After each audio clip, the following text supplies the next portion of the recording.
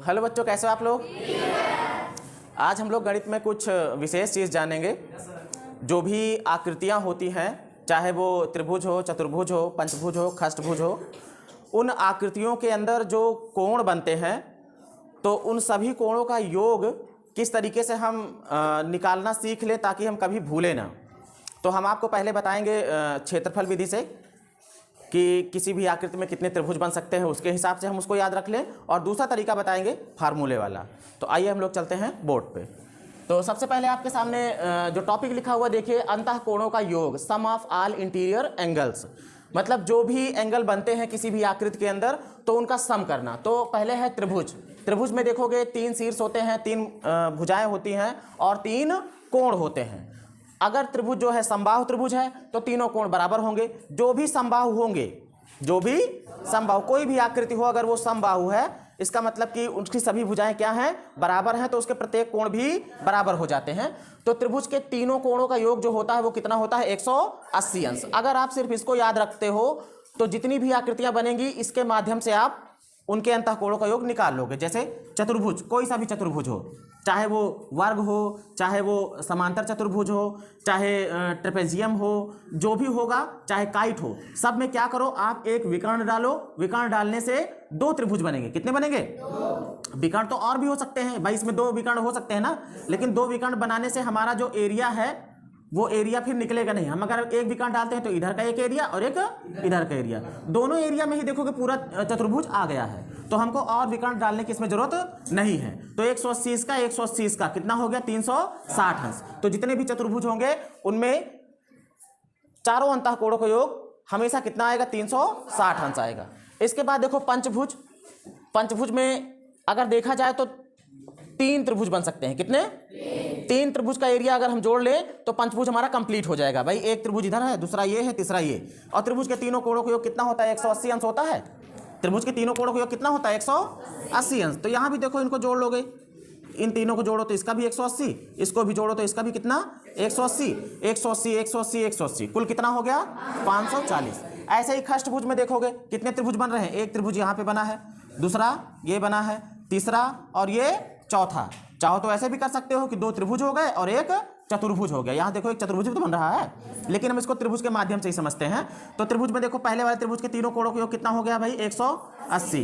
इसी तरीके से दूसरे का भी 180, तीसरे का भी 180 और चौथे का भी 180। तो 4 त्रिभुज बन रहे हैं ना। कितने त्रिभुज बन रहे हैं? तो 18 चौक 72, कितना हो जाएगा, 720 अंश।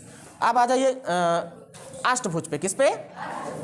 इसमें देखोगे हम त्रिभुज बनाते हैं तो कितने त्रिभुज बनते चले गए, 1 2 3 4 त्रिभुज बने हुए हैं जो कि बाहर बाहर हैं।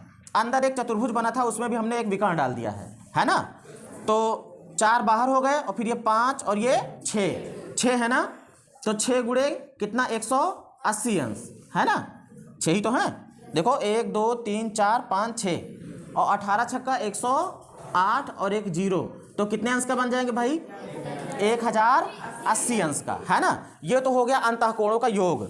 ऐसे ही चाहे जितने बड़े बहुभुज होंगे उनको हम त्रिभुजों में काट काट के हम निकाल सकते हैं। दूसरी विधि है हमारी कि हम उसको फार्मूले विधि से कर लेंगे, फार्मूले वाले मेथड से। जैसे n भुजा वाले बहुभुज, n भुजा वाले बहुभुज का मतलब 2 से 3 से अधिक भुजा, है ना। तो n भुजा वाले बहुभुज के अंतः कोणों का योग, अगर मान लीजिए त्रिभुज की बात करें, किसकी बात करें, तो त्रिभुज में 3 भुजाएं होती है ना। n की जगह पे हमें 3 रख देना है। क्या रख देना है? जैसे यहाँ 3 रखोगे, 3 - 2 1 हो जाएगा ना, और 1 का जब 180 से गुणा होगा कितना आ जाएगा, 180 अंश। ऐसे ही अगर चतुर्भुज हो तो n की जगह पे, चतुर्भुज में 4 भुजाएं होती है ना। n का मतलब कितनी भुजाएं हैं, तो यहाँ पे 4 रखोगे तो 4 - 2 2 हो गया, और 180 से गुणा करोगे तो 360 अंश। इस तरीके से ये फार्मूला काम करता है n भुजा वाले बहुभुज के अंतः कोणों को ज्ञात करने के लिए। फार्मूला है कौन सा, n - 2 गुणे 180 है। और फिर देखो n भुजा वाले सम बहुभुज, यहाँ पे थोड़ा ध्यान देना। सम बहुभुज मैंने बताया कि ऐसे बहुभुज जिनकी सभी भुजाएं क्या हो, बराबर हों। जब उनकी सभी भुजाएं बराबर होंगी तो उनके जो प्रत्येक कोण होंगे वो भी क्या होंगे, बराबर होंगे। तो अगर n भुजा वाले सम बहुभुज हैं और अगर उनके प्रत्येक कोण को निकालना हो तो कुछ नहीं करना है, जो ये अंतः कोणों का योग आया हुआ है इसी को, जितनी उनकी भुजा हैं, n भुजा है ना, ये n से क्या कर दो, भाग दे दो, तो ये पता लग जाएगा कि प्रत्येक कोण उसमें कितने अंश का है। ठीक है। अब देखो जैसे मान लीजिए कि ये पंचभुज है, कौन सा है? पंचभुज। पंचभुज में हम अंतःकोणों का योग कितना आ गया है? 540 आ गया है। और भुजाएं इसमें कितनी है? 5 हैं। तो 5 से अगर इसको भाग दे दोगे तो अगर भाग देते हो तो 5 एक कम 5, फिर 0 लगाओगे, 2 अंक उतारोगे ना, 5 अठे 40, 108 अंश का आ जाएगा, है ना? कितने अंश का आ जाएगा? 108 अंश का। जैसे मान लीजिए 540 है, 5 भुजाएं हैं, 5 से भाग दे दोगे, 5 एक कम 5, ये छोटा अंक पड़ जाएगा, दोनों के इकट्ठा उतारोगे, 0 लगाओगे, 5 अठे 40, तो प्रत्येक कोण जितने हैं वो सब कितने अंश के हो जाएंगे? 108 अंश के, 108 अंश के। अब इसके बाद आता है n भुजा वाले बहुभुज के विकर्णों की संख्या। अगर हम देखें तो त्रिभुज में तो कोई विकर्ण नहीं हो सकता है, क्योंकि इसके किसी दो शीर्षों को मिलाया नहीं जा सकता है। यहाँ चतुर्भुज में देखो 2 विकर्ण हो सकते हैं, एक विकर्ण मैंने पहले से बनाया हुआ है, दूसरा विकर्ण आप यहाँ से बना सकते हो। चतुर्भुज में कुल कितने विकर्ण हो सकते हैं? 2 विकर्ण हो सकते हैं।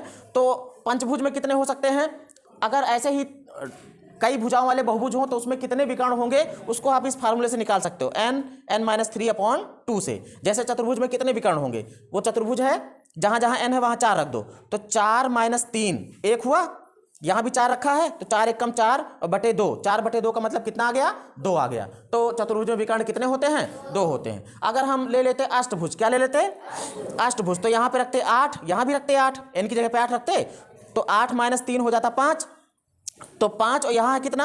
8 है, और ये 5 बचा था ना, तो 8 × 5 = 40, 40 बटे कितना? 2, कितना हो जाएगा? अरे भाग दे के बताओ, 40 बटे 2 भाई, यहाँ पे रखे कितना? 8 रखे, 8 - 3 5 हो गया, 8 × 5 = 40 बटे 2 कितना आएगा? 20 आएगा।